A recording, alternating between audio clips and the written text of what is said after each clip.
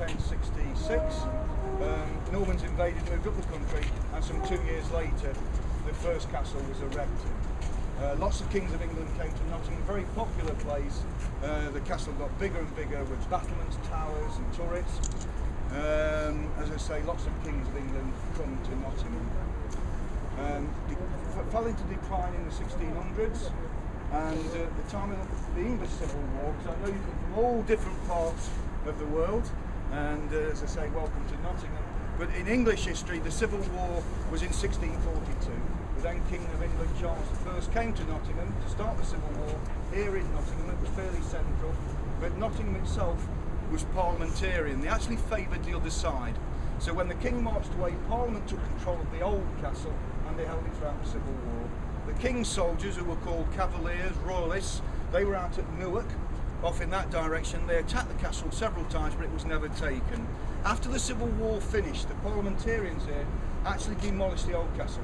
So when you were coming up the hill, if you'd have thought you were going to see a castle with turrets and battlements, I'm afraid you're a bit too late for that one, because it was demolished in 1651. Some 20 years later on, having got rid of one king, we chopped his head off. We didn't like Charles I. We invited his son Charles II to become king, and on his return came the Newcastles, the people that built this building.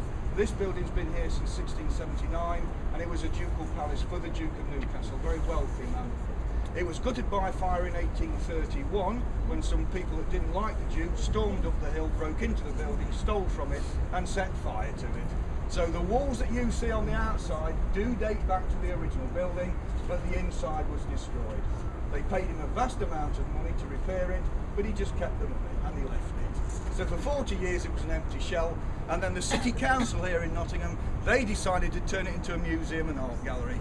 And it was opened in 1878. So for you that's good at maths, 133 years it has been a museum and art gallery, and it was a tremendous achievement for Nottingham.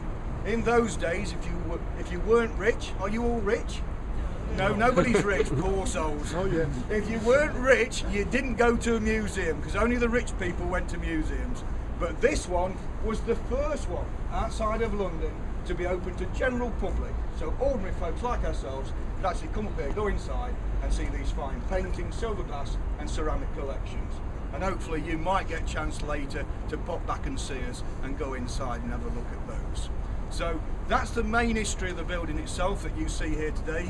The turreted castle that was demolished, this building that was built in 1679, and the museum it has been since 1878, because the City Council decided they'd like to show the finery of Nottingham off in one place, and the castle was chosen as the site to do that. So enjoy your afternoon with Dave.